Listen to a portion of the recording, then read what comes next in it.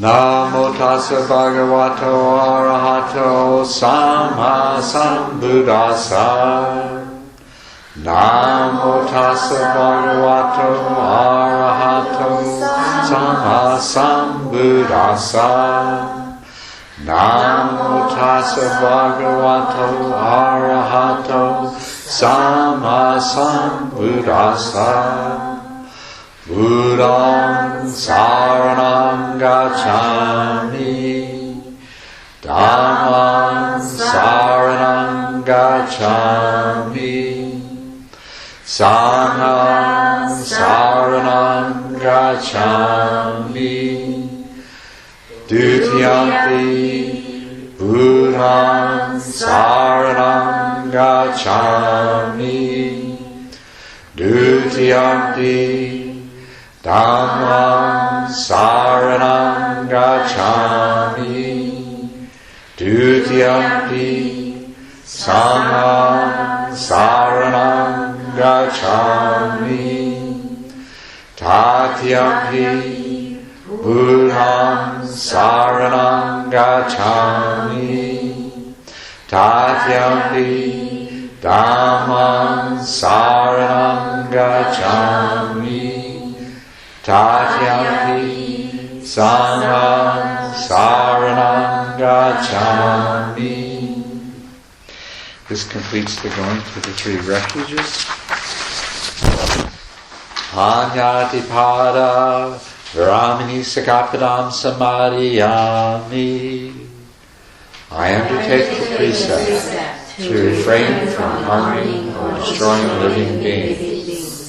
Adina dana Vramini Sakapadam Samadhiyami. I undertake the precept to refrain from taking that which is not given. Kamesu michachara Vramini Sakapadam Samadhiyami. I undertake the precept to refrain from sexual misconduct. Musavada Vramini Sakapadam Samadhiyami. I undertake the precept to refrain from wrong speech. Sura Maria Maja Paditana Vramini Sakapadam Samadhiyami. I undertake the precept to refrain from intoxicants that cause carelessness. I undertake the precept to refrain from sources of livelihood that bring harm to other beings. I undertake the precept to refrain from acting out of ill will or taking satisfaction in the misfortune of others. I undertake the precept to be open-hearted and generous in all my relationships with others. I undertake the precept to act with loving kindness and compassion in all my relationships with others. I undertake the precept to live with mindfulness and follow the Eightfold Path through daily study, meditation, and reflection.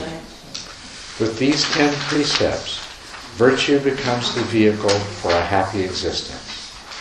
Through virtue, good fortune is attained. Virtue is the vehicle for liberation. Let us purify our virtue.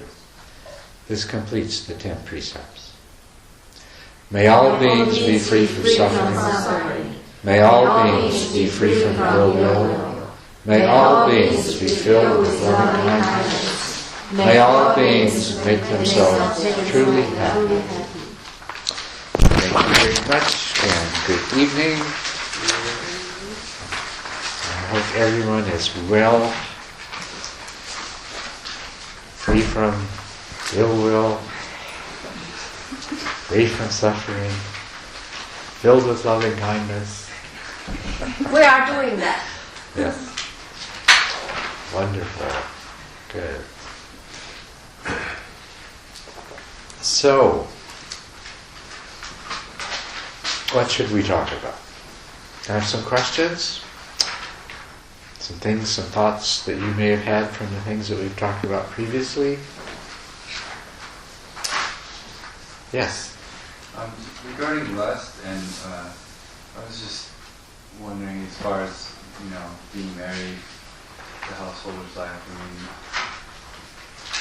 in any sexual relationship there's going to be lust, right? Mm-hmm. Yeah. So how do you find that balance, I guess, is my question, as far as being in a functioning relationship? It's by making use of the opportunity that's presented to through mindfulness to truly understand the nature of desire and the nature of love, and to explore and develop that. In a sexual relationship, lust gives rise to the selfish component. We wish to gratify ourselves and please ourselves. But it's the most interesting thing, because there are two people involved, both seeking the sensual pleasure, and so there is as much opportunity to give as there is to receive. There's also the element of mental happiness and the different ways that happiness comes about, and the relationship between sensual pleasure and mental happiness.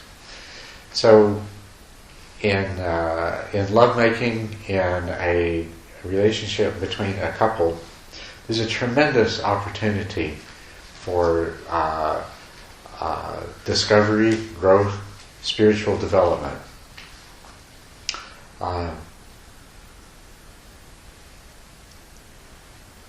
For example, in the process of making love,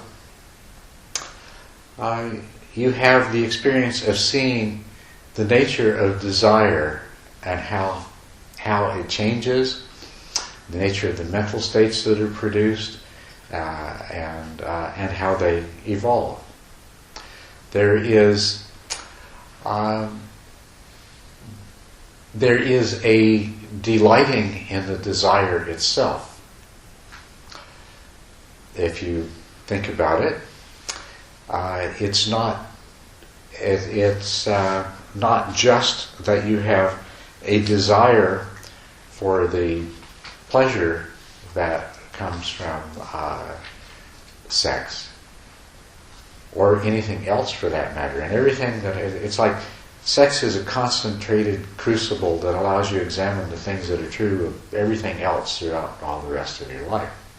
But they're very, very concentrated and very focused. There is a pleasure that comes from delighting in desire itself, if you think about it, right? We will cause ourselves to become desirous and become filled with desire just to enjoy the pleasure that the state of desire elicits, even though we know that the desire may not be satisfied. Right? And that's true of not just sexual desire, but why go window shopping? Right? Why tantalize yourself with thoughts of things that you will never have? But there's a certain pleasure that comes from it. So you can explore all the different phases of craving and desire as they develop as a part of that. You can practice mindfulness. The joy and excitement that are associated with making love are very, very much like the joy and excitement that comes in profound states of concentration and meditation. The main way they differ is in their causes and what causes them to come about. Another thing that you can discover there is that post-orgasmic state of contentedness where there is the pleasure that comes from the end of desire, from the satisfaction of desire, the contentedness, the fulfillment. That pleasure is revealed in its own right when the intensity of the joy and excitement that preceded that state has passed away. And it's there available to be examined and understood. And that is like the sukha that develops in very profound meditative states. Having let go of joy, then there is the happiness and contentment. And that's exactly the same thing. And so you can, the way to approach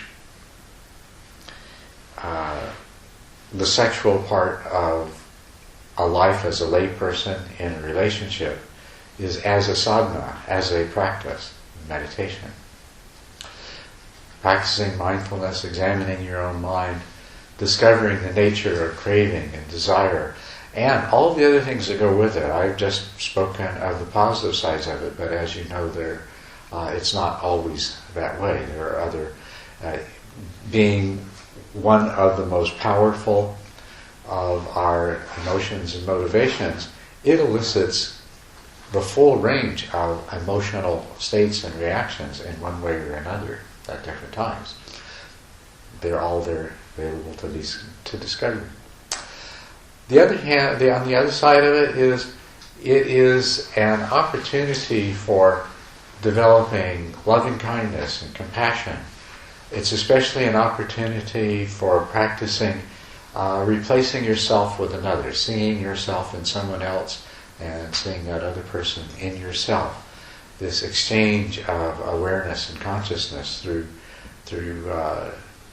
shared experience, through shared desire, through shared suffering, through the shared nature of the whole process.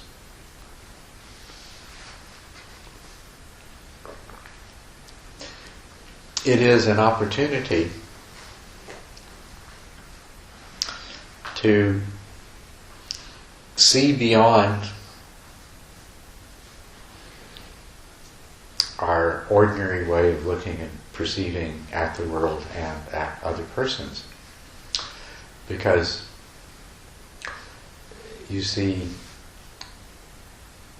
your partner can become quite easily and readily in your mind, in those circumstances, can become a divine being. And you can practice seeing that person as divine, as a Buddha, or see their Buddha nature. And then you can see yourself in the same way. Especially if both partners have the same understanding, then you can see each other as bodhisattvas, as ultimate Buddhas, as divine beings. Yeah. Why do we practice that only during sex, and why can that easily happen outside of sex? Yeah, we don't. What we do is, if you can learn to practice that in any way, at any time, then you should practice it in every way, at every time. But this is an unusually good opportunity to do that, because the emotions and the mental states that arise are very conducive to having that kind of view and perception. So it's just an opportunity. How come it's easy doing that? There's a lot of affection. Yes, there's a lot of affection. That's right. There is. Yeah. And I think, as you probably know yourself, the experience opens your mind up to seeing in that way. So that not only is there the selfish desire for gratification, but there is a lot of genuine love and appreciation, sensitivity to the other person. There's a tendency to see the absolute best qualities in the person if you give it even half an effort. Well, that's what automatically happens when we meet somebody and we are attracted to them and we start to fall in love with them. Is in our mind they become the most wonderful person in the world, right? And that comes back even when you've been married 20 years, 30 years. That can come back, over and over again. It seems contradicting to think of Buddhas having sex. You're right. It does.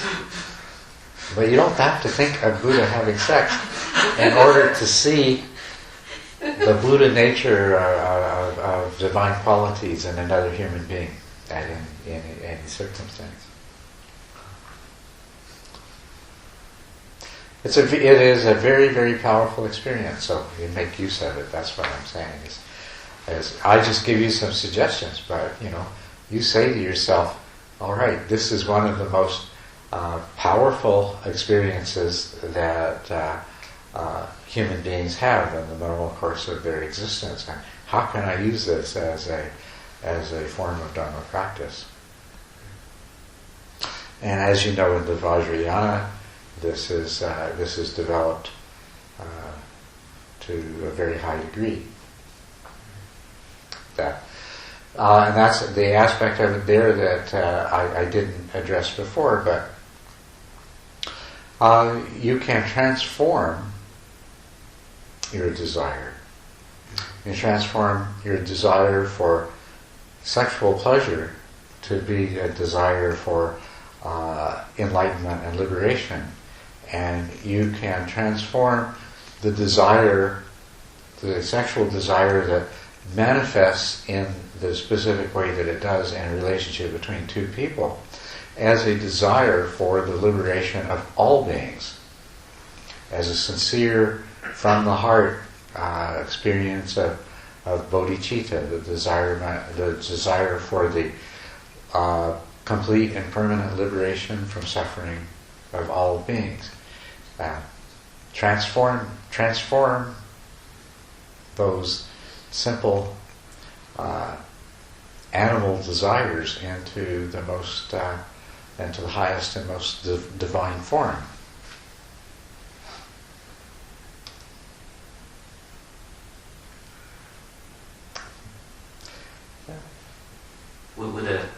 Would you think that a couple can exist pretty happily without sex? Why not? I mean, could Right. any two people exist happily without sex? Because earlier this gentleman, I don't know his name, I think. Ben. He said that as a functioning relationship. Mm-hmm. So therefore, another possibility is not to have sex. That's true. You could be in a relationship.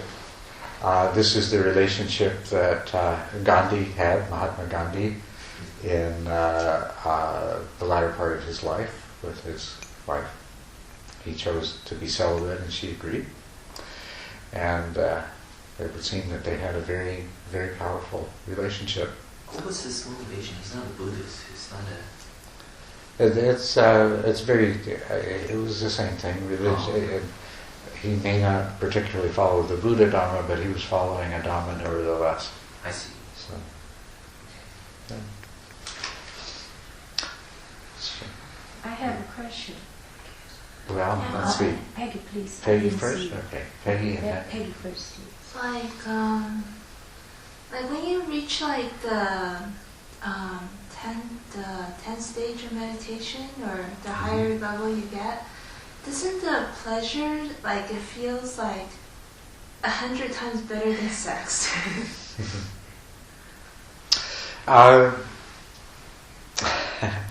The piti sukha, the joy and happiness of the jhanas, are sometimes described that way. I don't think that's necessarily an accurate description for everyone, but they are of the same nature. You know, the joy is joy and happiness is happiness.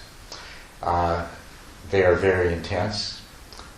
The main difference is how they come about.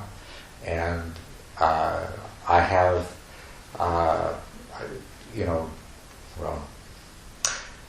there's no question that the intensity, sometimes in meditation, can greatly exceed that which it often does in normal sexual relationships. But on the other hand, if you make your sexual relationship into a meditation, then no longer is there necessarily that kind of distinction to be made. So you can have sex and reach that stage of jhana? Yeah. Oh. Right.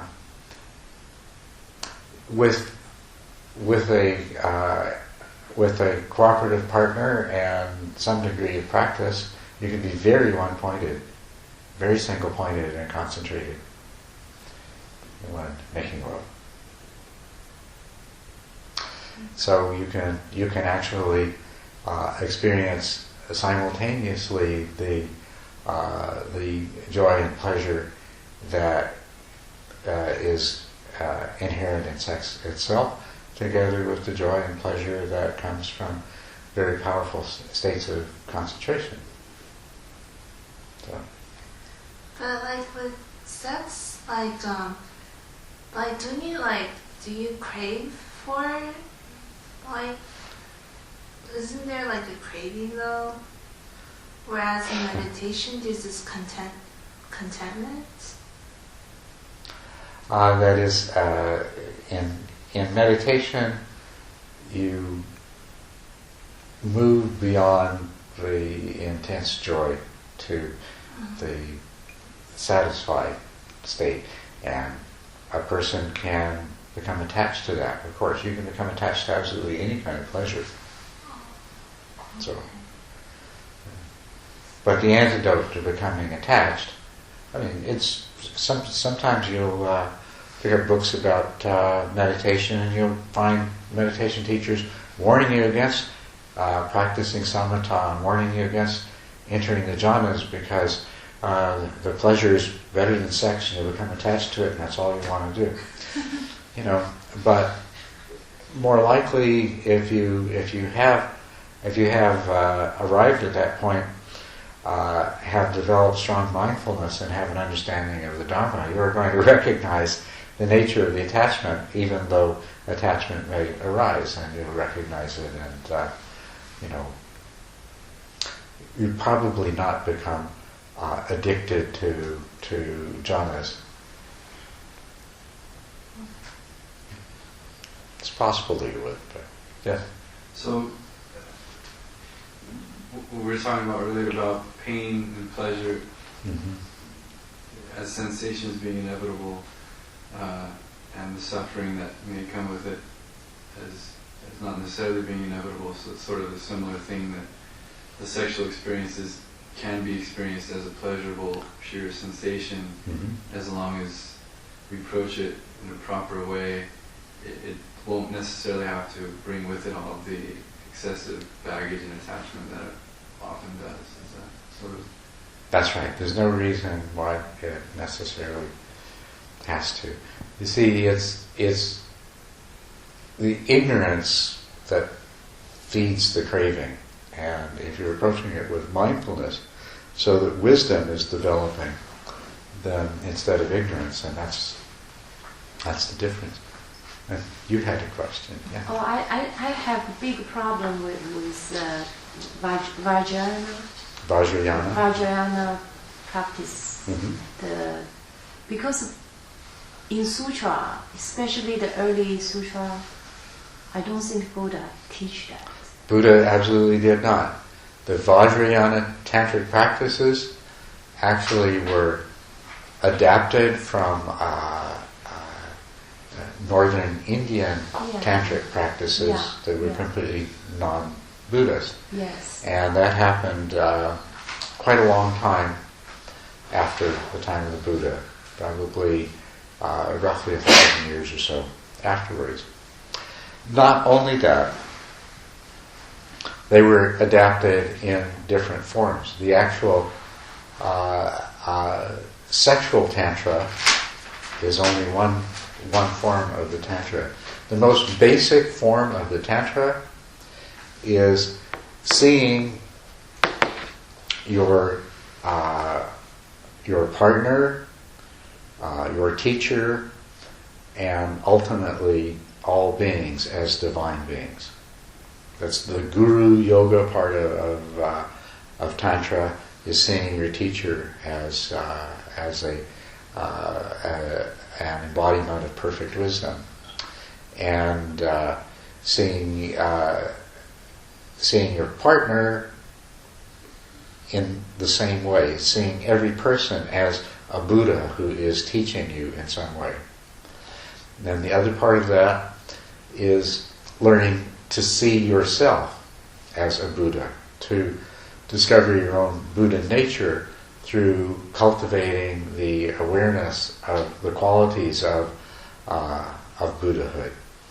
And so a form of Tantra that is not sexual and doesn't involve any sort of physical contact with other people is to visualize a bodhisattva or a Buddha, a deity, to visualize it and to practice that visualization as a meditation, and until that being becomes real to you.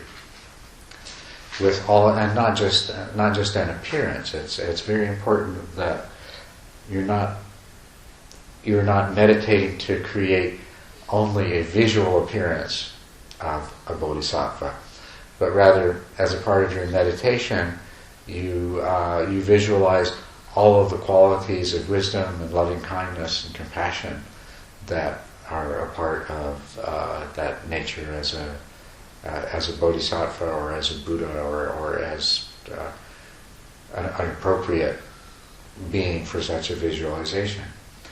Once you've done that, then the next stage is that you imagine you become that being yourself.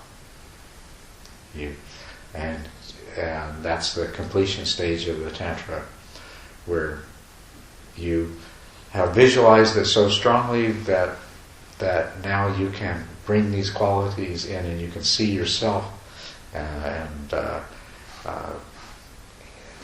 that way manifest the same wisdom and compassion. So you see, a tantric practice that would actually involve being with a partner and practicing physically represents only a very small part of the Vajrayana. But you're absolutely right. None of these practices, absolutely none of them, originated with the historic Buddha, and they came much, much later. So, would you say that kind of practice is kind of dangerous? Yes, it's very dangerous because, if you, as a matter of fact, in the teachings that usually until you've achieved samatha and until you're a stream winner, you should not begin to practice Tantra. You can learn the basic visualization meditations. But before then, the problem with practicing Tantra is the danger of the tremendous self-delusion. So in that case, why a stream inter practice that kind of because it is unknown. I'm not an expert on this, right? Okay, so I can only tell you what little tiny bit I know from looking through the window a long ways away, right? Mm-hmm. But It's because this is understood to be an admittedly dangerous but very, very rapid way to progress through all of the stages of enlightenment. The idea is to become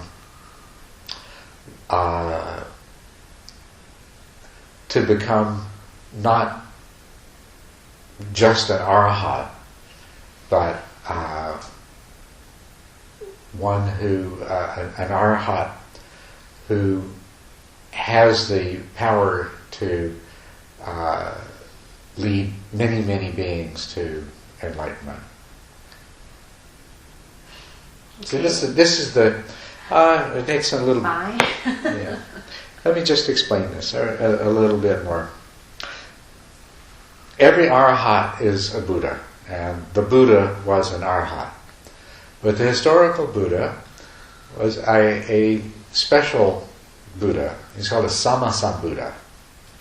And that's because he had spent many eons perfecting his virtue, so that when in his final lifetime he attained Buddhahood, he had the ability to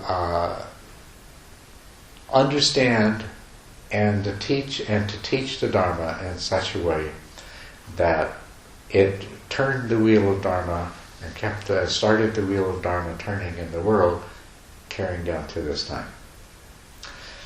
And someone who has not spent all of those eons of lifetime in preparation can become an arhat, but they might not have the skill or the wisdom to teach in that way.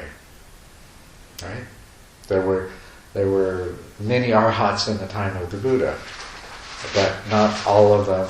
As a matter of fact, none of them were Sammasambuddhas. None of them had that tremendous refinement of ability and wisdom, compassion and understanding necessary to set in motion the wheel of Dharma in such a way that it would carry through total timeline. No. And so there is the tradition, and this tradition is from the time of the Buddha, that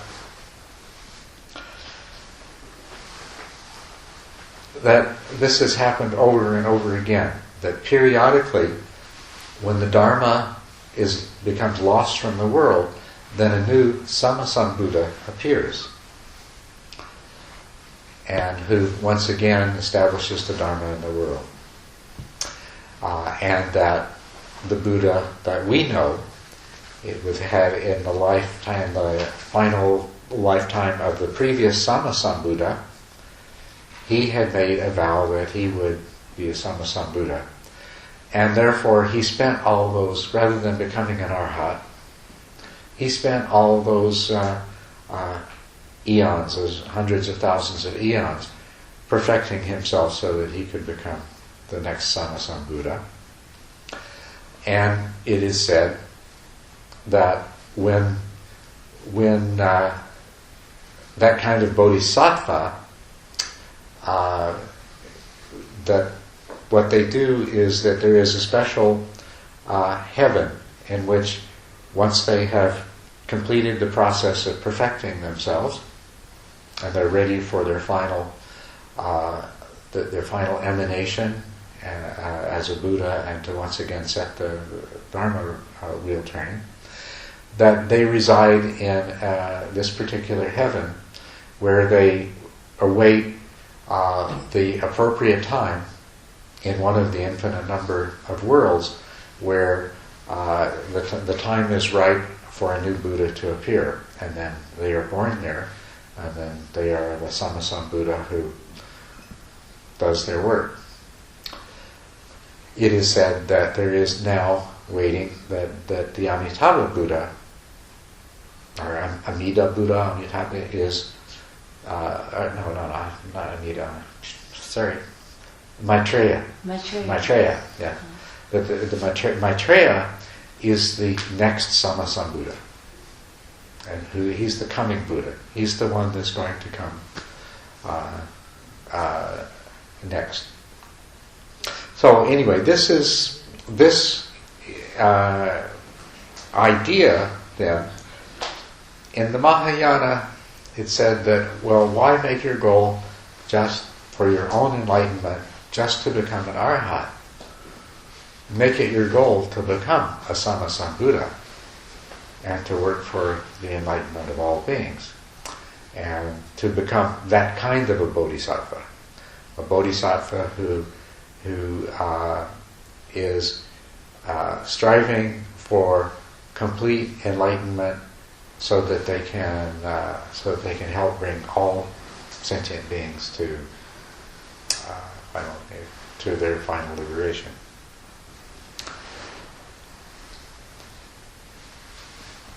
Which is a wonderful Mahayana idea, right? But I do have a problem with that idea, because in the original sutra, it seems that Buddha didn't teach that way, and I don't know. I think even you become an arhat, even the stream winner, you have to come back 7 times. I mean, the 7 times is enough for a teacher, a good teacher, help lots of people.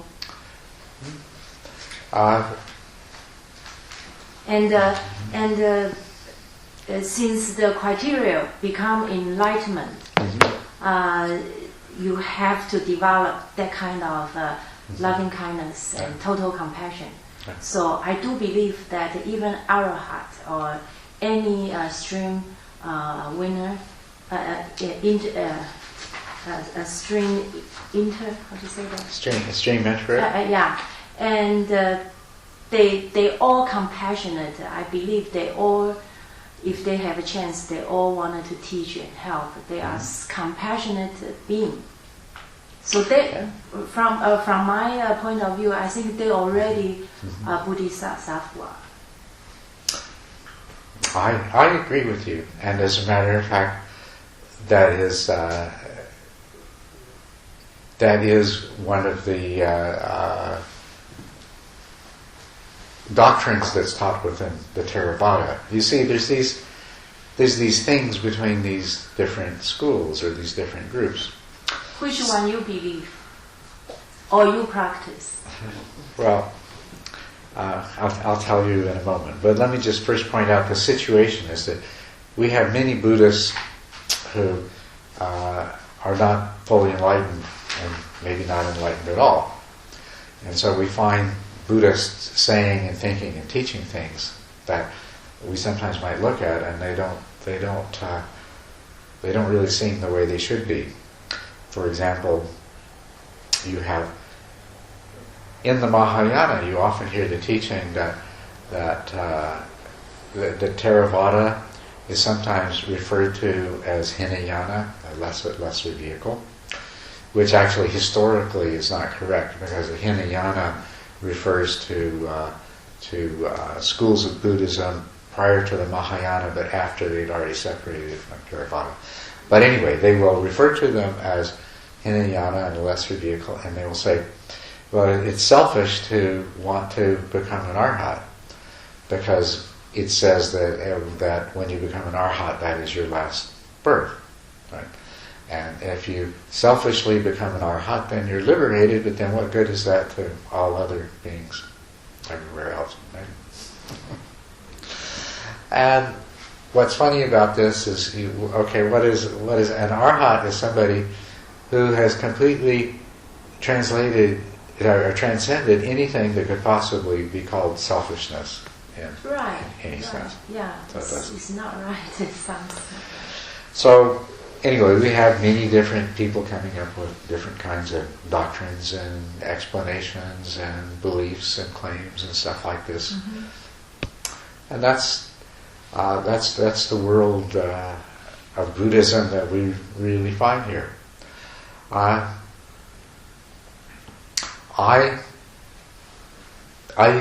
From my point of view, I think any person who has attained even the level of stream winner has a kind of compassion that is not possible for somebody who hasn't had that. And as they proceed through the higher stages of enlightenment, that compassion can only increase. And many of the things that might be said about arhats and what they do and what they can't do are really ignorant and naive speculation. Right?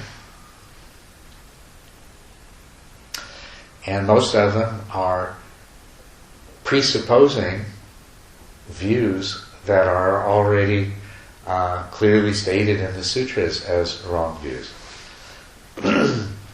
The view that a person who selfishly becomes an arhat because he is not reborn ceases to exist in some sense is over and over again in the sutras. It's clearly stated that you cannot say of a Buddha when they die. As the question was asked, what happens to Buddha when he dies? Does he exist? Does he not exist? Does he both exist and not exist? Or does he neither exist or not exist? And the answer to all those questions is no. Basically because it's an ignorant question based on a wrong understanding of...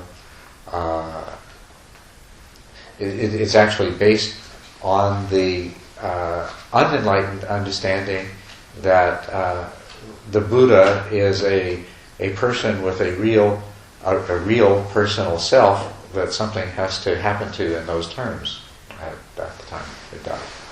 So there's already in that kind of discussion a basic misunderstanding. So. Because yesterday you said that Buddha actually, enlightened actually is not a thing. The Buddha nature, emptiness, enlightenment, nirvana is not a thing. So.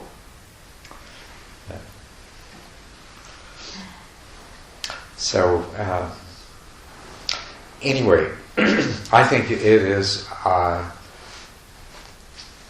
before enlightenment, it is a wonderful thing to help to motivate yourself in your practice to hold the thought that the only way that you can really help anyone else is to strive diligently for your own enlightenment, so that then you will be able to help lead others on the path.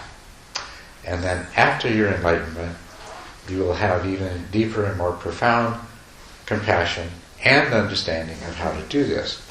And worry about what to do when you become an arhat after you I totally agree. But in the meantime, to hold that aspiration, the bodhicitta, is a wonderful, wonderful thing. The bodhicitta, the wish for enlightenment for the sake of all, the wish for your own enlightenment for the sake of the enlightenment of all beings. A wonderful thing. And it will help to carry you through the moments when your selfish desire for your own enlightenment isn't strong enough to make you stay with the practice. Well, don't do it for yourself, do it for all beings, right? And it will help to remind you over and over again to keep an attitude of compassion in your heart, and to cultivate compassion, loving kindness, to remember to see, understand the people that you see as every person you see is yourself in another form, experiencing suffering. Trapped themselves by their own desire and aversion. And because of their ignorance and desire and aversion, doing and saying things that are harmful to themselves and others and that are creating bad karma for themselves. That way, you see somebody that does something that offends you, you don't become angry with them. You feel compassion, like, oh, this person, they don't understand, and it is because of their suffering that they're doing this, and they don't realize that the thing they're doing is only going to create more suffering for themselves in the future. So it is that bodhicitta and the bodhisattva attitude that I will work tirelessly every moment to achieve enlightenment, not just for my own sake, but so that I can help all sentient beings in some way.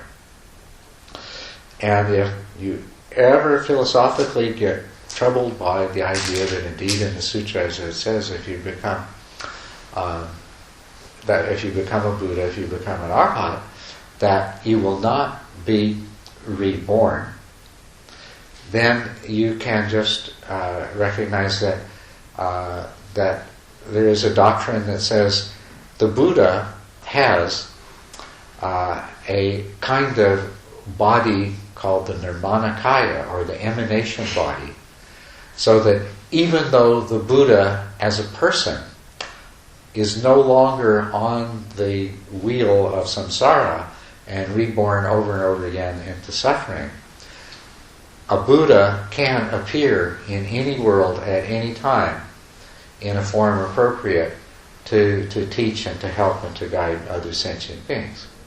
So, like I say, main thing is become an Arhat and worry about what to do afterwards. But in case you start becoming worried that it's perhaps you shouldn't become an Arhat because you won't be able to return, just say, well, if I become an Arhat, and then at the end of my human existence, at the end of that life, then I will continue to return to 100,000 worlds, at least, okay, in whatever form is necessary to help teach and guide people until every sentient being has come to enlightenment. I never worry about that. Okay. Because Buddha is not there, but you're sitting there teaching us. So it's very positive. And so each of us can be the next Buddha. Each of us can be Maitreya. Good. Yeah. Yes, go ahead. June? So you mentioned jhana. I would like to switch topic from last Jhana, to jhana. I would like to hear you explain or talk about jhana or absorption and their relationship or how important they are for enlightenment. I listened to Ayakima's early. She had a talk in Australia that was in mid-90s. The way she talked about was that jhana was something controversial, was something kept as a secret. So after, I now, how many years, 12 years after that time, I feel like people talk about jhanas quite a lot these days. So I wonder... Yes, people are talking about jhana quite a lot these days, and it did become quite controversial. Just to take you back to the original teachings of the Buddha, in the Pali Sutras and also in the Chinese Agamas, in all of the recordings of the sutras, what you find is the jhanas are discussed over and over and over again. You know, if you pick up a volume of the sutras, you cannot read very many pages without coming to a reference to the jhanas.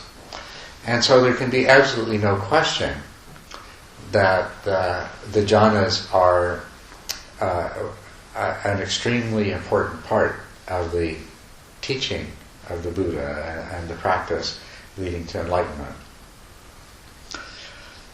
And so it can be puzzling why it has, why in the last 100 years jhana has become controversial. But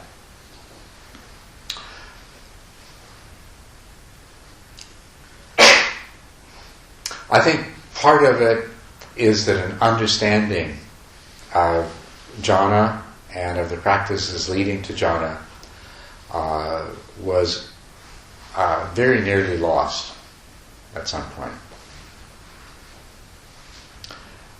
We do find, in the Mahayana teachings, which are in Sanskrit, It's not jhana, it's the corresponding Sanskrit word dhyana that is used. And sometimes the word jhana or dhyana can be taken to mean meditation. But probably the best translation is absorption. It's referring to a very, very profound state of concentration. And the jhanas, basically there are 4 jhanas, and they are very clearly defined and described in the sutras, and over again. There's not a lot of detail, there's not enough detail to prevent there being a lot of disagreement as to exactly what level of concentration constitutes jhanas. And there is enough unclarity to make it possible for people to adopt different points of view as to their relative importance. From the descriptions in the sutras, it would seem that jhanas are a profound state of concentration, but not something that is out of the reach of most people if they practice. I would agree with that completely. I learned to practice samatha and do jhanas in a very deep kind of jhana that I think not everyone can do. But I've since discovered that there are that you can enter these jhanas in lighter stages of concentration that everyone can attain to. And so it would seem, what I would say is that while it might be possible to achieve stream entry without ever having experienced even the light jhanas, that to continue, based on what it says in the sutras, and based on what I know from my personal experience, it would not really be possible to go beyond that without developing a particular kind of concentration and doing the practices associated with the jhanas. I think that the jhanas are necessary for the higher stages of the path. Now, where a lot of this controversy comes from is that there is the dry vipassana method that was developed in Burma and spread to Thailand and Ceylon, and had become very popular, and then was brought to the United States back in the 70s by students of these teachers. And the main forms of the vipassana of the dry vipassana that you encounter are that was originally taught by Mahasi Sayadaw. Yeah. And there's many sort of variations on that now spread around. And the other is that was originally taught by U Ba Khin, and then Goenka has become perhaps the main one that's teaching that. There is, even though, a difference between these two, because in the Goenka method there is a practice of concentration, yes, but it's not to the development of samatha, and it's definitely not to the point of jhana. But it seems that people do achieve stream entry using these practices. And so it seems that jhana is not necessary to achieve stream entry. But if you look carefully at these practices, to achieve stream entry, you still have to achieve the level of concentration that's called samatha, or access concentration. The level of concentration that corresponds, basically you have to achieve the level of concentration that corresponds the 10th stage that I gave you before the first stage of enlightenment will occur. The samatha, the description of the 10th stage that I gave you, that is the fully developed samatha. That is where your power of concentration is such that you can watch the arising and passing away of phenomena with no distraction, absolutely no even subtle vestige of mind wandering, and no dullness. You can see very clearly the phenomena as it arises and passes away.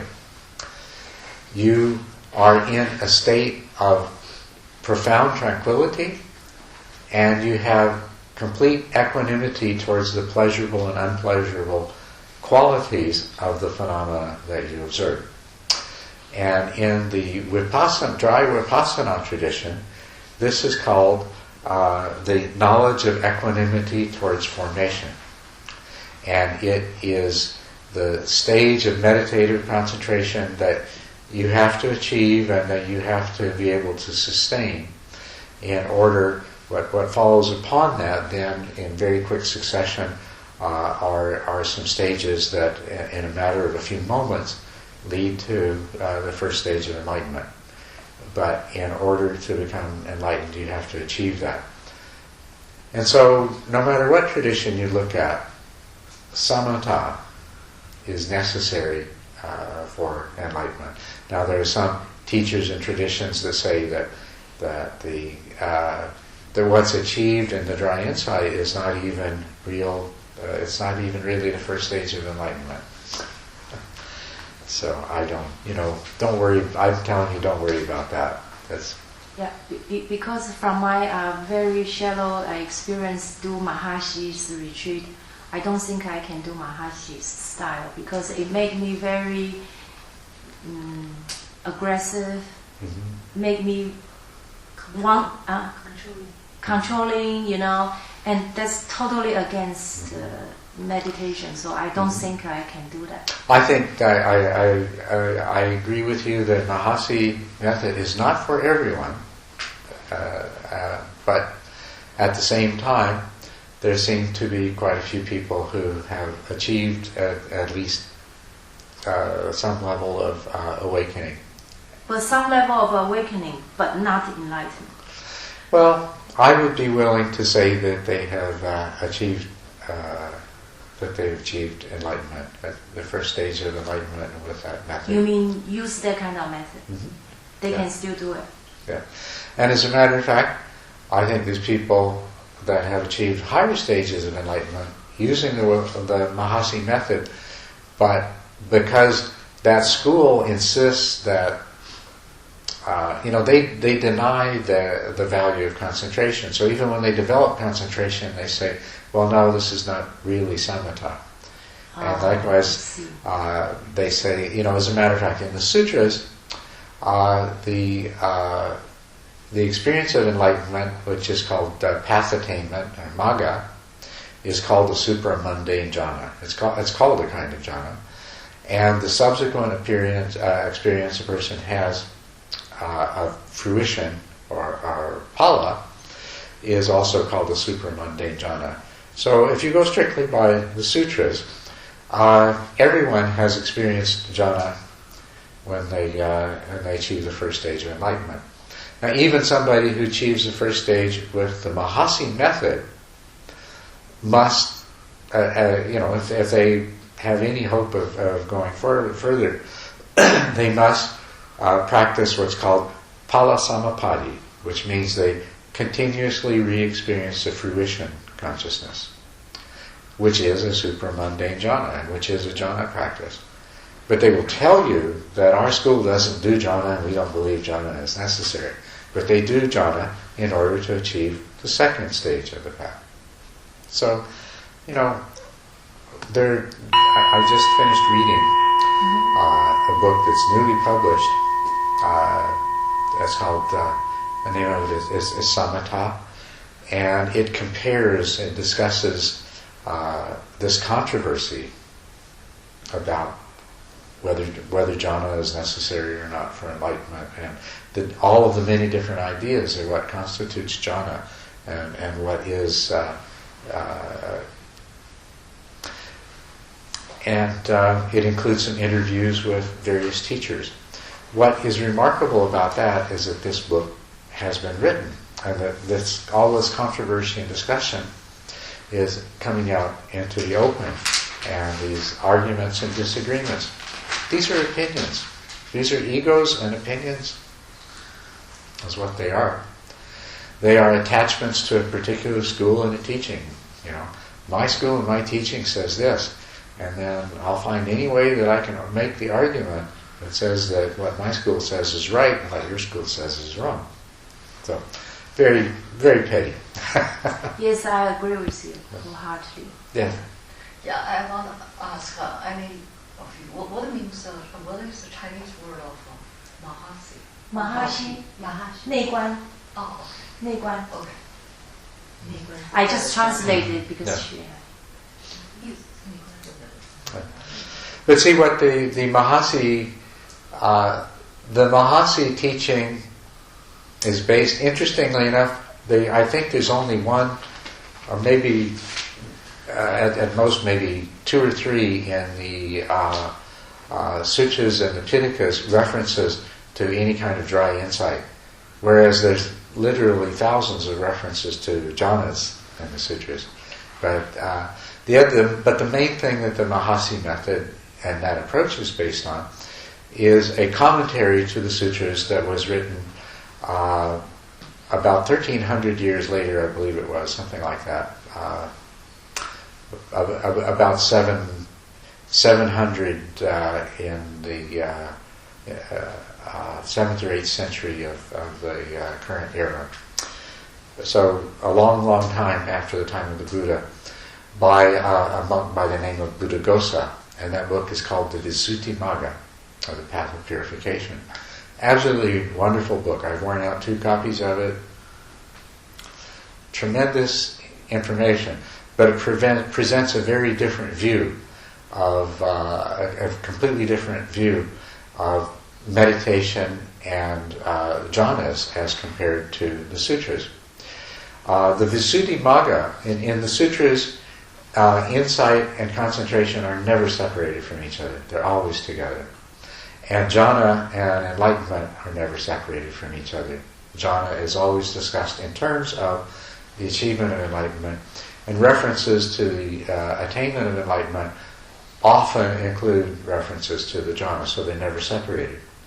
In this book, in this commentary that was written, as I say, about 1,300 years later, concentration is completely separated from vipassana practice. And it's made,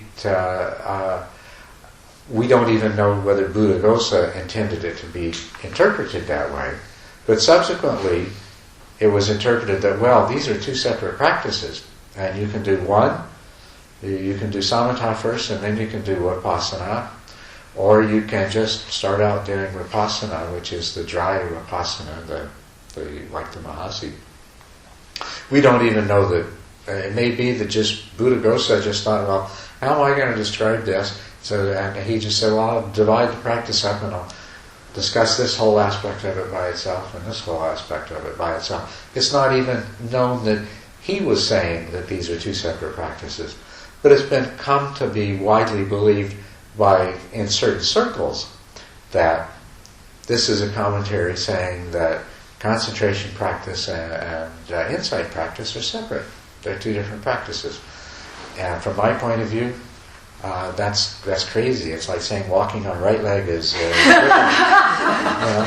if you want to take up exercise, you can learn to run on your right leg, or you can learn to run on your left leg.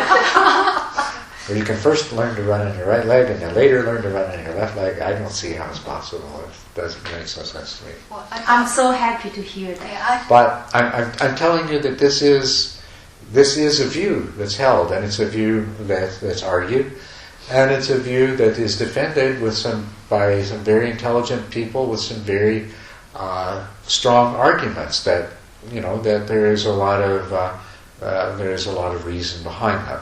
But do they do meditation? I doubt it.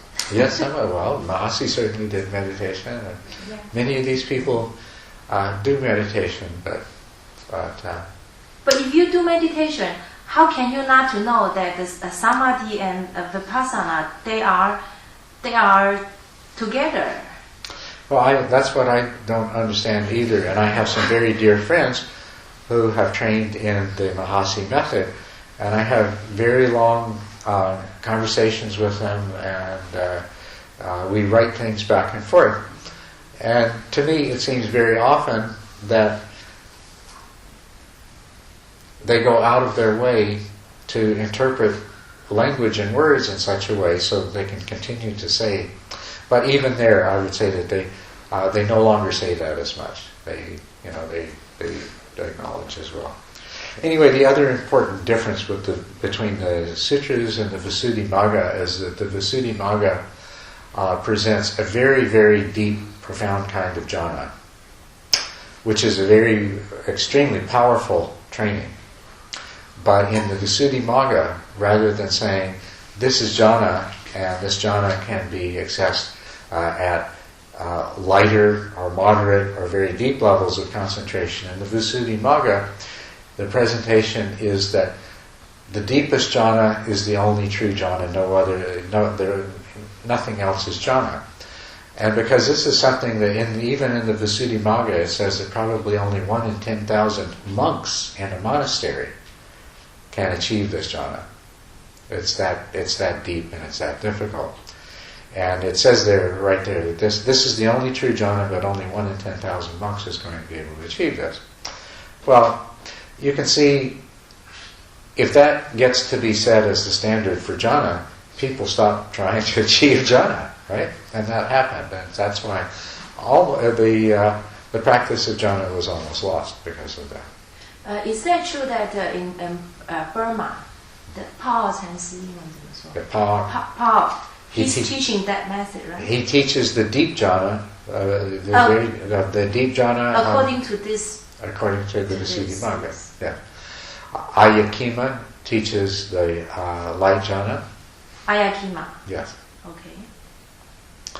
And Ajahn Brahmavamso teaches something that in some ways sounds like the light jhanas, but in some way he teaches a jhana that he says that his students become totally unaware of anything around them. He even tells a story that one of his students was in meditation, and I guess his wife thought he had died or something. She called the ambulance. They took him to the hospital. They couldn't find a heartbeat, so they used defibrillators, and he was just in that deep of a concentration. Yes, yeah. So Ajahn Brahmavamso's jhana doesn't really correspond to any other teaching that you'll find in the Visuddhimagga or sutras or anywhere else. It's something that is he is the only source I know of a jhana that fits that particular description. And on the one hand, he presents it as being as easily accessible, or almost as easily accessible, as the light jhanas that Ayakima, and now Ayakima's successor is Lee Brasington, who teaches the same. So Ajahn Brahm says that the jhanas that he teaches are easy to achieve, but then at the same time he says they have this same quality of having absolutely no awareness of the body, which is what is characteristic of the deep jhanas of the Visuddhimagga. And in those deep jhanas, the definition of the jhana in the Visuddhimagga is that the mind is completely withdrawn from the senses. And I'll tell you, in that jhana, your mind is really withdrawn from the senses, but it's not like Ajahn Brahmavamso. In that jhana, if somebody came and shook my shoulder really hard, I would come out of the jhana. Or if somebody came up and went like that next to my ear, I would come out of the jhana. So, but anyway, it's a deep jhana, right? Yeah. But is it fair to say that for a beginner, these teachers, Ayakima, Ajahn Brahm, for beginners, these are very good teachers, and the difference only shows up when you enter into deeper stages. All of these teachers, all of these methods will give you some tools to work with, and if you use them, you'll definitely be able to you'll be able to achieve the results that these teachers are offering you, or at least in the case of Ajahn Brahmavamsa, you'll at least be able to, as I understand it. I mean, I've never met him, let alone practiced with him. I practiced with Dee Brasington. I can guarantee you that he would be successful in that method. But anyway, the promise is that you would at least be able to attain the basic and first degrees. But I can promise you that if you practice the way that I'm teaching you here, if you do it diligently, and as a number of you here already have, and as quite a number of other people have, you will achieve the 8th, 9th, and then the 10th stages of this practice. You'll achieve samatha, and there's also quite a few people will achieve the jhanas. Any of you who get to the 7th or 8th stage, I can show you how to achieve the light jhanas, and you'll be able to achieve the light jhanas from that. And those who have a strong enough interest in practicing and developing their concentration further will be able to go ahead and develop the deeper jhanas. It's just a level of concentration. Once you understand the jhanas, what they are, you have the experience of them, and you learn to enter them, you learn to recognize the different ones and move through the different ones, then all you need to do is to further deepen your concentration, which by doing the jhanas themselves, you will deepen your concentration. I see. So, just keep doing jhana practice, your concentration gets better. Also, though, what's really important is that your mindful awareness becomes stronger as well, so that the tools that you need to practice vipassana become very powerful at the same time. So, yes? I heard you praise greatly of this teacher Vivekananda. Is that correct? Vivekananda is a Mahasi tradition teacher. He is a wonderful teacher. He teaches only that tradition, and he is very, very narrowly focused. And it doesn't matter what other training you've had. When you go on I went on retreat with him. I hope to be able to go on a retreat with him again, because I learned so much about the Mahasi method, and I understand it so much better, and I want to understand it still more. And so I really hope he's coming back again this summer in August, and I hope maybe I'll have the opportunity to spend a month practicing with him again. But he's going to teach this one particular way. You go to a meditation interview with him, he listens for particular words that are specific to that method. And it doesn't matter what else you experience, or what else you do, or what else you say. It sounds very much like Mahasi style. Yeah, it is Mahasi style. Yeah, that's exactly I experienced in our retreat center back in San Jose. Yes, well, So I think we shouldn't jump around practicing different styles. We should stick with one until we you should achieve mastery in one style. And then once you achieve mastery, of course, you can start expanding your repertoire. But don't jump around. Once you're really good at the piano, you could try playing some other instruments as well, right? Right. You'll be foolish to jump around. Yes, but to jump around before you've achieved a level of mastery it's not going to be that helpful. It could be a great problem. Because I was really tempted in signing up that 1 month retreat in the summer. I was like, because I heard you said so many great things about him. Well, Vivekananda is a very good teacher, and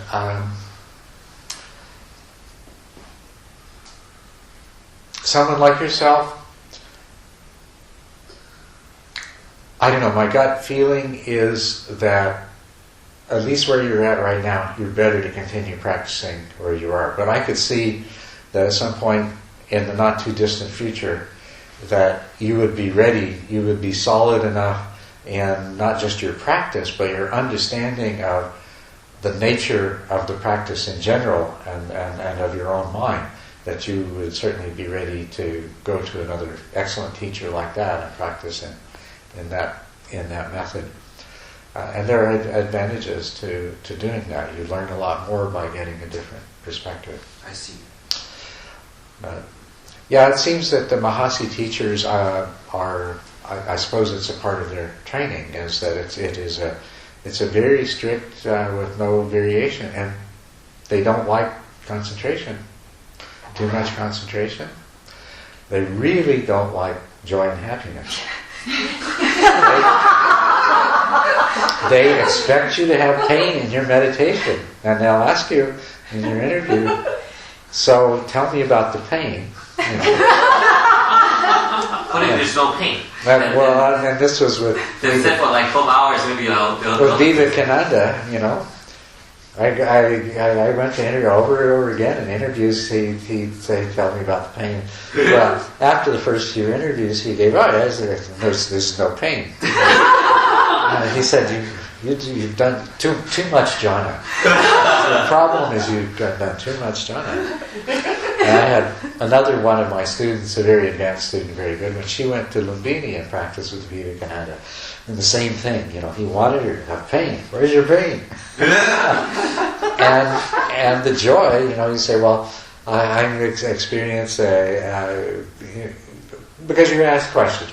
Tell me about your meditation. Same with Bhante Kipapanyu. So you say, well, I'm experiencing strong concentration, strong joy, pleasure, and regret. Well, you shouldn't stop doing that. And you shouldn't do that. But it's a method. So what's the idea behind that? You keep asking for the pain? Well, the idea is that through observing the pain, it helps you to understand impermanence, of course, but it also helps you to understand dissatisfactoriness, dukkha. Right? So, in that training, they want you to experience the pain, and then they tell you to meditate on the pain, and then describe to me what happened when you meditated on the pain. And they'll keep directing you to do that because they're waiting for you to tell them that at some point that they realize the pain is just a whole series of sensations arising and passing away, and the pain is not one thing. That it's impermanent, it's a flux. And then they're also wanting you to understand that, well, this is the nature of existence. It's filled with pain. Even sitting still causes pain. Well, the monk told me remember I told you that's a pleasant pain. Yeah. Yes. To look forward to the pain as a meditation object. And you know, I don't fault that, because I'll tell you the same thing. When pain comes, meditate on it. I will tell you that you will come to the point beyond pain. And if you haven't learned what you can from that physical pain, then then there's a part of your training that you've missed out on. You need to understand the nature of pain by meditating on it. What about understanding the mental pain?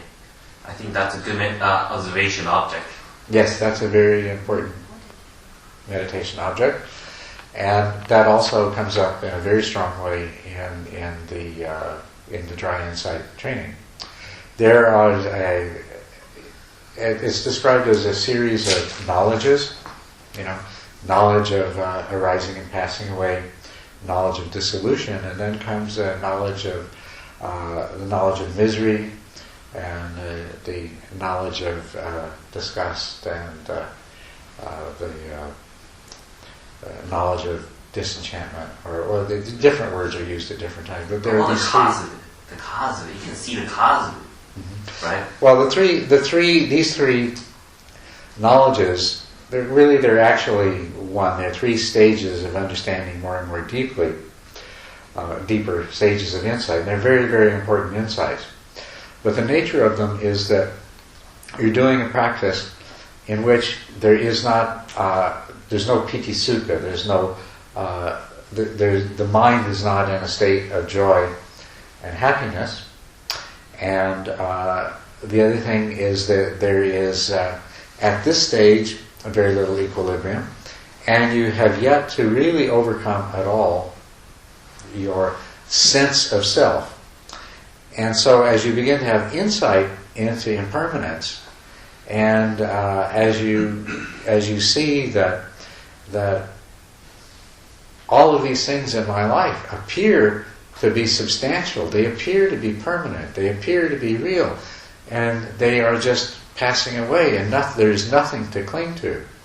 And that feeling that there is nothing to hold on to, and even my own self is an impermanent and transient experience, and so there's an experience of misery.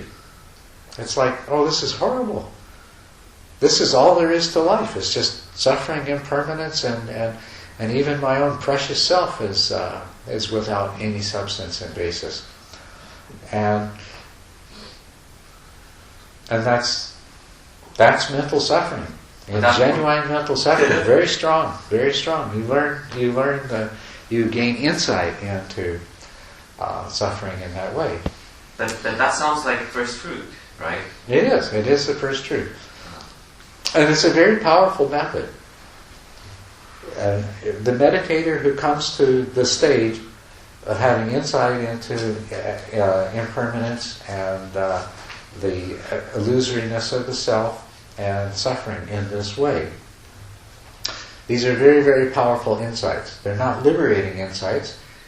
At that stage, they're misery-making insights. And these are also called the rolling up the mat stage, because what happens with some yogis is, well, the worst thing that can happen is their retreat ends, and they go back to the world, and everything in their life just seems pointless and meaningless now. It's like they've had insight into impermanence and dukkha and selflessness, and it's terrible. They really need to go back into retreat soon, or go for therapy or something like that. But sometimes what happens is the rolling up the mat stage, because sometimes I can't take this anymore, I'm not going to meditate anymore. They go out and they get drunk and they party and they eat and they find lots of girlfriends or boyfriends or whatever their inclination is, and they just want to forget all about it. But if they don't do that, then the only thing they can do with this insight is to reflect, come to the conclusion that, well, my only hope is to keep up the practice and to succeed. It's a very, very powerful method, and it does work. And so they come to this stage of determination. They refocus their attention back on the arising and passing away, and their mind calms down, and they enter samatha, and they become tranquil, and they develop equanimity. The equanimity is very important, because before they were in a state of horrible suffering, but now they have equanimity towards this, and they're in samatha, and it's from the state of samatha, with the benefit of these insights and the power of this equanimity, that they achieve enlightenment. They achieve the first stage of enlightenment. So they skip meditative joy? Well, they go through...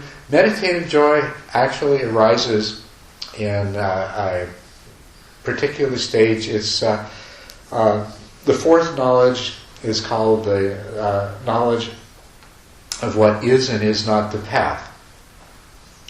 And in this particular method, the meditator will experience the sudden occurrence of meditative joy. And they are then instructed in the meditation interview to let go of that and get past that. The way the practice is done, with the constant noting, labeling, the mind is not able to stay in the state of unification that's necessary for meditative joy. And so if they go back to noting and labeling, the joy goes away. And then the meditation teacher says, very good. Now you've passed to the next stage, which is called the mature stage of arising and passing away. Right? So they do experience meditative joy, but they're taught to drop it, to leave it behind, and to continue with the practice. That's why I dropped them. Did you come? Seriously. You had the state of piti, meditative joy, arise? When I told them that I have the joy, they ignore me. They want me to go back noting, Right. and I get pretty agitated. And Yeah, upset. that is for the teacher. That's the correct instruction. So I pack my thing and I leave. Ignore it. Ignore the joy and go back to noting. That's exactly what they're supposed to tell. Did you have that experience? Yeah, we went to the same center Same because yeah. they didn't like it. Yeah. No, 3 of us. That's how we met Sophia.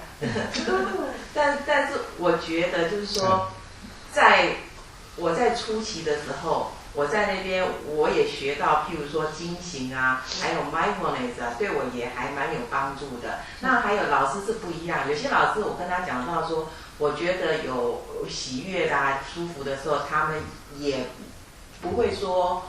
他们也觉得不错，然后甚至有一次，我跟Too 其他 long. 的 I cannot translate that. 不要说那么多了，简洁点。OK， 你 So 先 she 翻 said 译。 that as a beginner, she benefited a lot, like walking meditation, mind wandering. Yes. mindfulness Mindfulness, about mind wandering. Right? Well, see, that's the thing. The whole training up to that point is really developing concentration. Although they deny it. Yes. They say, they say, well, this is not really concentration. Yeah, I have to say, to be fair, we both I benefited got a benefit lot. because we have that training. So when we drop them to practice anapanasati, we both, Right. yeah, the 那 progress second fast. time 我去的时候，我就用观呼吸了，我就没有用他们的方 So the 法。 second time she went there, she was just watching her sensation of breathing. She cheated that. No, I'm just joking. In an interview time, I tell the Seattle, one sitting meditation period, I cannot concentrate good, so I play with my pen, and she was laughing. One of the things that you will notice, though, if you look at these different meditation methods, and although they're presented as though they're very, very different methods, you're doing the same things in all of them. in one- Yeah, I select the But useful one for us. key ingredient that's missing was the joy and the happiness in Yeah. meditation. And it made me a bigger control freak, even bigger than I went in. I came out really, really very controlling, very serious. Enlightenment is what I want. That's it. The hell was everything. Well, that's good. Good for that training. It got you- But in a very joyless, it cannot be sustained. That kind of, for me, it can just. It's not real. Single-mindedness cannot be sustained. I think. that- She's not happy yeah. with her real life. And Stop speaking. okay, I'm sorry. Yeah. That's right. She's like my little sister. Just couldn't resist. Sorry. Okay, so we've had an interesting discussion. Any other comments or anything anybody else wants to raise with regard to these things that we've talked about? I have a question. Yes. How come when you reach a stage of meditation, you feel like, I don't know what this is, but like coming home to more of your real mind? It feels like coming home. I don't know why. I didn't have this feeling right now, but a long time ago. Like when I felt really blissful, peaceful, joyful, and in the moment, like it feels like coming home to more of my real mind. Well, that's because that's what you're doing. When you stop all of that, when you stop all of that disturbing activity of your mind and all those false ideas that are making you miserable, yeah, it's like coming to a place of peace, home at last. Yeah. Take a rest. So, yes. Any comments about the Kongan practice? I just cannot figure out how they practice the Kongan, the Chan The Kongan. 什么东西？你用中文讲。公案。哦，Chinese Zen，Chinese Zen。公案。I don't know. Is there any religion? The Chinese Zen. Is that Chinese? Okay? There's two Japanese Zens. There's the Shikantaza and the Koan. Is this Koan? Koan. Okay, Koan. Okay. Taking a koan, it's basically, I've never practiced it, but you take a question or a series of questions as a focus that it's impossible to adequately answer using logic and rational thinking. And you just let your mind keep attacking the same problem over and over again until that logical, linear, left brain part of your mind just gives up and quits. So you have sort of if you read descriptions of Zen adepts who describe their enlightenment experience, it's very much like the description of what Dr. Taylor described following her stroke. And I noticed that right away reading her account of the stroke, and I was immediately struck by the fact that in the koan practice, what you're essentially doing is defeating the left side of the brain that wants to find a rational, structured, logical way of resolving the koan. And when it finally quits, it not only quits trying to solve the koan, it quits presenting the world as a composite of discrete structures. And so if you read an account of someone who has this experience, this satori, they have a sense of being in perfect harmony with everything, and looking out the window, and the tree they see is the most perfect, beautiful tree that ever could possibly be. And the present moment is absolutely perfect, and very much the same kinds of descriptions that that Dr. Taylor had when the stroke ceased the functioning of her left brain. But as much as I know about the practice is that it involves a series of koans. If you feel like you understand a koan enough that it's no longer driving you crazy, then your teacher has to give you a new one that will continue the challenge until that happens. And how can they attain the concentration? It's kind of mind wandering about it. Well, they're not sitting down to deliberately concentrate or develop concentration for its own sake. But if you sit down to hold a koan in your mind, you're going to have the experience of forgetting what you're doing, and you're going to have to bring it back. And if you spend long enough bringing your attention back to the koan every time it wanders, you're going to train the mind not to wander. And of course, the koan is going to engage your logical, rational thinking processes. So my guess is that initially at least, you probably find it easier to stay on the koan for a long time than you would something like sensations of the breath. But then likewise the same thing. You're thinking about the puzzle. There's other thoughts arising in your mind. So the only way that you can really practice, I mean, you can goof off and let the other thoughts be there, or you can keep bringing your attention back from those thoughts to the koan. If you do that, you're developing concentration in exactly the way that I teach you, and in exactly the way that you would develop concentration in the Mahasi method. You know, you label the rising and falling, and then your mind wanders, and you say thinking, and you go back to the rising and falling. You know, they all come down to the same thing, ultimately. So. Just different. It's, yeah. Different personality or background or training do different things. The different objects, in terms of what you're focusing your attention on, and then different theoretical descriptions of the process that you're going through.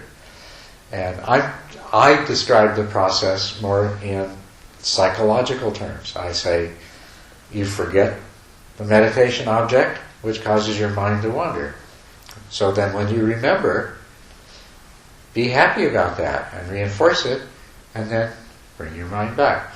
So I'm putting it in clear psychological terms, whereas another teacher and another teaching doesn't give you that description. They just say, label it thinking, or label it hearing, or whatever it is, and then come back. But the basic process that you're carrying out is the same no matter what.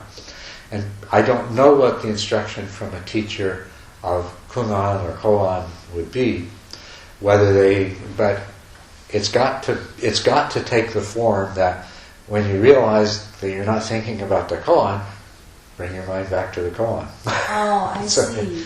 You know, it has to be. I see. Even if the teacher says nothing, and the student might sit there for 5 years, but sooner or later they'll figure out, I'll never solve this koan unless I bring my mind back to it every time it wanders. So, you know. But what kind of method you are teaching? Do you have a name for your style? You'd have to. I call it samatha vipassana. Samatha vipassana.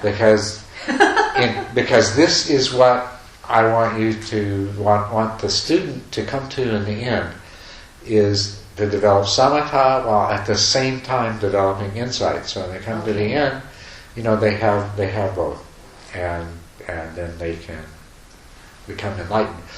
But in terms of these other names, I mean, probably if I was going to choose, Anapanasati would be the most appropriate, because after all, it is a meditation on the breath. And so if I needed to put a label on it, I'd probably call it Anapanasati Samatha Vipassana. I do call it Samatha Vipassana. In a flyer for a retreat or things like that, I call it Samatha Vipassana. Is it because it's depicted in Pali Canon, so you choose this method when your teacher presents so many sutras on you? I'm sorry, I just had a Is little... it because it's described in the Pali Canon, so you select this method in the beginning when your teacher give you so many sutras to reference? Why is the reason you pick this? Well, this particular training of observing the sensations of the breath was what I got from my teacher, and it was simply called Anapanasati and concentration training. You know, but it's basically what I'm teaching you, except that, you know, I've developed my own style and way of expressing it. The form that I learned it in was relatively simple, just a minimum number of instructions. And I had to do a whole lot of figuring it out on my own. So I thought that I'd try to make it easier for students by filling in on as much of the details as I could. But you ultimately have to do it yourself, of course. But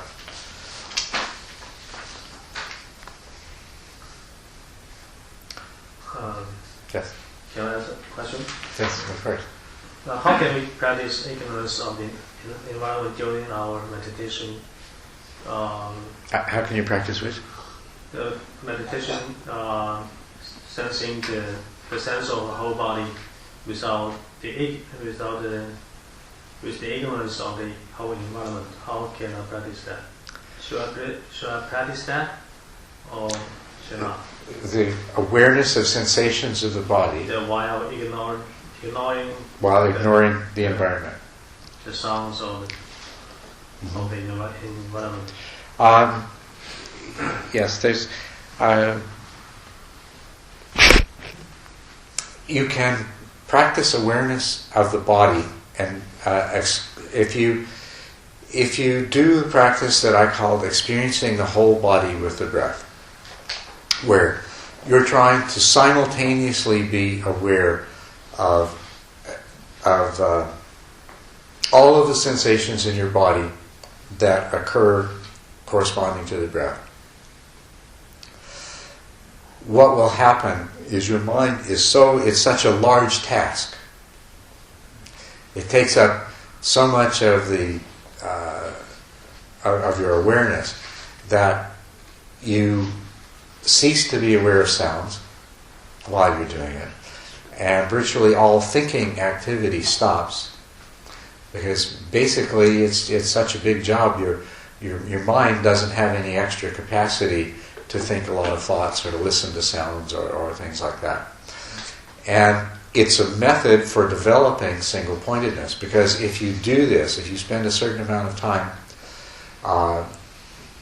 experiencing the whole body with the breath, and then you come back to a focus on your nose, what you'll find is that is extremely clear and sharp, and that there are just no thoughts in your mind at all. And so you sustain that for as long as you can, and at some point you start to become aware of sounds, and the thoughts start to come again. When that happens, you go back and repeat the process. And by doing it, it is a very powerful method that I haven't taught you here yet, but for achieving single-pointedness. It's also a very powerful method for achieving a very high level of mindful awareness, and not just preventing dullness, but actually increasing the level of mindful awareness. Because the power of your mindfulness has to be very high. If you take as your goal to feel the sensations of the breath in the entire body with as much clarity as you previously felt them in this small area, you have to have a very powerful mindfulness. You see that when the sense of the whole body becomes so much, there's not a diversity of sense in your inside body that you begin so busy to concentrate on the whole senses that you can easily forget the whole environment. Yes, that's right. You can forget environmental sensations, yes. And also, in the practice that I'm talking about, I don't know if this is what you mean by environmental sensation, but I would include in this as environmental sensations. You're sitting down, so there's the pressure of your body against a cushion, and there's a sensation of your clothing against your skin. And I would include that as environmental sensations, because in the practice that I'm talking about, you put your attention in one area after another, and you notice all of the sensations that are present, and then you focus on only those sensations that change with the breath. So if you put your awareness on your buttocks, for example, right now, close your eyes, you feel the pressure, you feel all kinds of different sensations there. But now, if you examine very carefully and find, well, what sensation is there that's changing as I breathe in and out?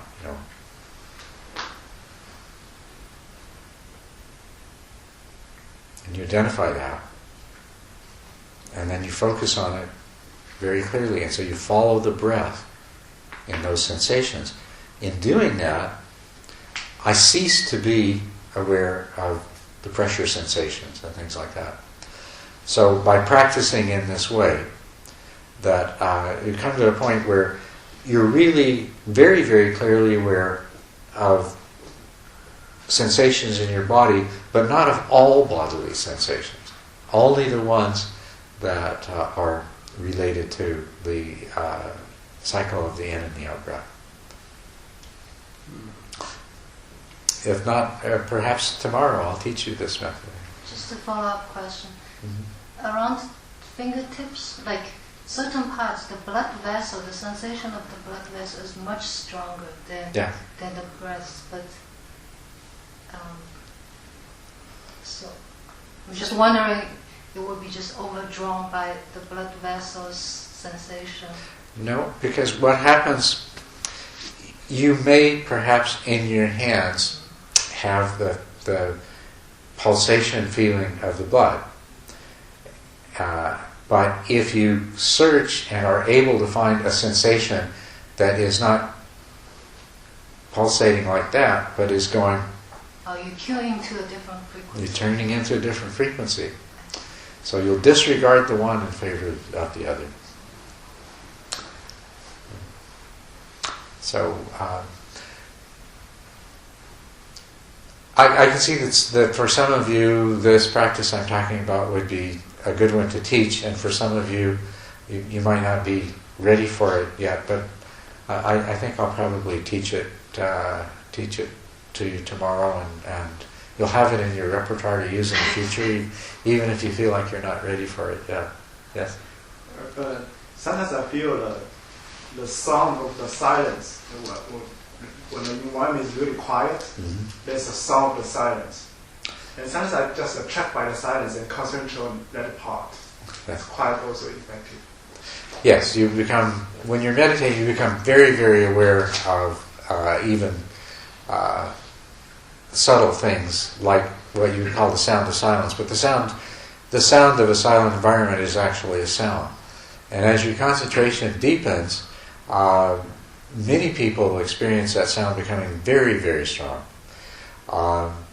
More so, I mean, you could ask yourself, well, what is that sound? Is that the sound of the blood rushing through my blood vessels?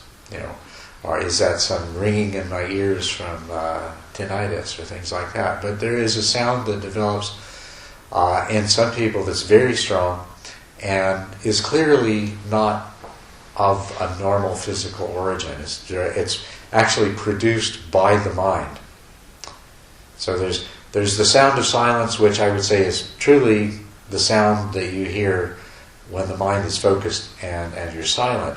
But beyond that, there's something else that is sometimes referred to as a sound of silence, which is a sound that is produced by the mind and is a part of concentration. And this is very much the same thing as with your eyes closed, you'll see a light that's produced by the mind. It's completely mentally produced light. It doesn't come from anything else. So, is anybody use that sound as an object? Yes, as a matter of fact, there are some people teach both of these as objects. They call them sound and light meditations, and so they develop concentration to the point that the sound occurs and that the light appears, and they take the sound and light as meditation objects. So I don't know of any Buddhist teachers who use sound as a meditation object, but people in more like a yoga tradition often use that inner sound. Not in Zen. What's that? Not in certain Zen traditions. Perhaps, yeah, I'm not really familiar with those. So the light, you said, it's when we close the eye, actually sometimes we feel some part is kind of brighter than Yes. the other part. But it's because maybe the environment, the light. Yes, and naturally, like if there's a strong illumination there and you close your eyes, you will be aware things are lighter in one area. But there is a light that develops that has absolutely nothing to do with any external source. Often it'll start off as a pinpoint and grow larger, or maybe it'll grow and retract. Sometimes it will come and go. eventually, as it keeps developing, it becomes what's called the all-pervading light, because rather than just being a circumscribed spot of light or area of light, it seems to come from everywhere. It seems to be everywhere simultaneously. And it becomes very bright too. And is it more often, probably it's the mind's creation. It's what it projects this way. It is a creation of the mind. And as a matter of fact, see, to enter deep jhanas, you need to find a meditation object that is not related to the senses. And in the method that Ajahn Brahma Lamso teaches, as soon as this light appears, he has his students take that as their meditation object, take that mind-created light. And because it's not related to the senses, it's a suitable object for entering a deep jhana. Yeah. I read about some other explanation for the origin of the light in meditation. This because the conversion between the energy and the study of the body, or the neuron fiber, that we know that the electricity is conversion with the electric wire that cause because the conversion of the electricity with the fiber of the light that brings the light. Yes. Same thing happens during meditation, because when the energy is converting the neuron fiber that brings the sense of light. Yeah, I sensed that before. It's like lights turning, I feel the nerves firing. And then you see a bunch of different color lights. And it definitely has to do with energy, because the energy travels there and it just fires up like crazy. Well, I have no doubt that, this is an extremely consistent phenomenon across huge numbers of people and different meditation techniques. And so I fully expect that one of these days somebody's going to be able to do measurements in a laboratory and say exactly what parts of which nerves, which parts of the brain are involved in this process. So are these two separate things? One is mind-created light, and the other one is just the nerves firing. No, they're the same thing. I think at this level I would not distinguish between mind and brain. So we call it a mind-created light because it has absolutely nothing to do with physical light affecting the retina of the eye. But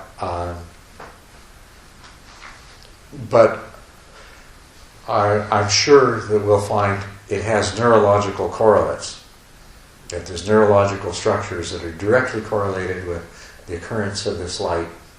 And so whether you call it mind-created or brain-created will become more your philosophical point of view. Does the mind create it and then it uses the brain to manifest it?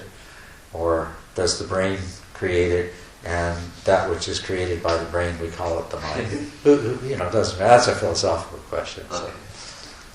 But just want to tell you, we offer you the water right next at your right hand side. Wow. Oh, I thought that was for the Buddha. No, it's for you.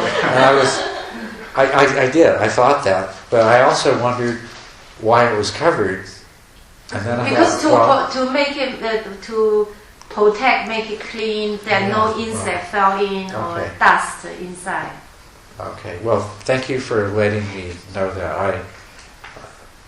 I thought perhaps the flowers are really beautiful and the Buddha's there, and I thought it's wonderful that as an offering, it's for you. I meant to tell you in the beginning, but I saw you holding your own drink, so I postponed. I figured that your water probably already gone, so. Well, you're right, it is. So I tell you, there's more water for you. Okay. Well, that's thoughtful, and I appreciate it, and I'm happy that the Buddha will share. From now on, I will always put a glass of water there for you. Okay. So, yeah. Thank you very much. All right. Does yes? It's two person. Yesterday I doing the work meditation one night, and after that I walking. I watch the sky, the blue sky, and suddenly I see the small, the dots, these gold dots. It's like a golden. So is it common because we count down, or just my imagination? I don't know. But when I try to watch the trees, there's no this kind of thing. The small, very small dot jumping around. It's very small. I don't know for sure, but I think more than anything else, it's a reflection of the fact that you are in a very high state of mindful awareness. I don't believe so. I'm wondering. Yeah, but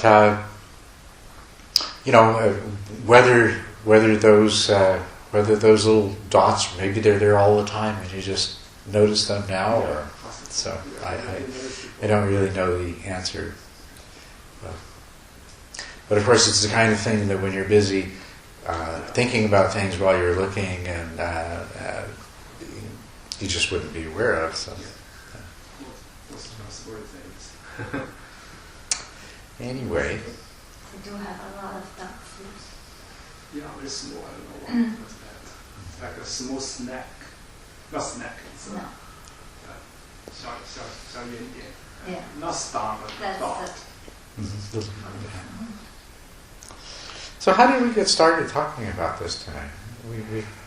I can't remember where we began. Start from sex. Last. Everything starts with sex. So we're all here, right? That's right. Yeah. But it's interesting though, we learn a lot. Well, that's good. I'm glad to hear that. Yeah. So it's been an interesting discussion for my part, and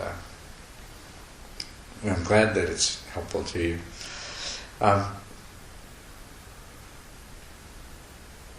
Anything else that any last questions? We've got 3 minutes to bedtime. I have a question. What's that? Sophia have a question. Oh, Sophia. Yeah.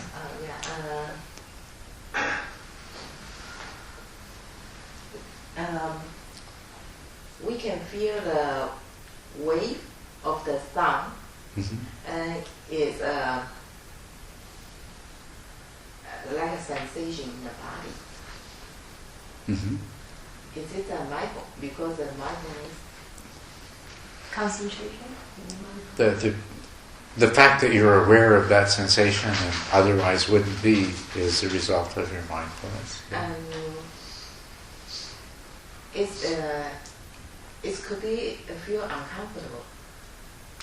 It could be uncomfortable. Mm-hmm.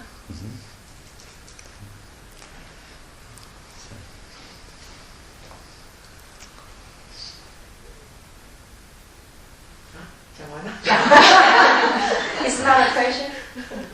Yeah. Is Yeah. that I think she was just checking to see that. Yeah. is it outside sound or inner sound? I mean, the sound. 我听到讲话的声音的时候， Because sound is actually vibration of the air. You can sense the vibration of the air touching your skin. That's why. Yeah, you know how convection currents of air, as the air heats up and it rises as it moves, and you probably are feeling convection currents on the skin. So, do you know what I mean by convection currents? Yeah. It's like, oh, sorry. You can feel that too between your hands. You can feel the movement of air between your hands. Sometimes more easily than others, but.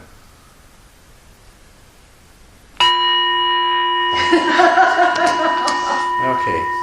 Well, thank you very much, and we'll see you tomorrow.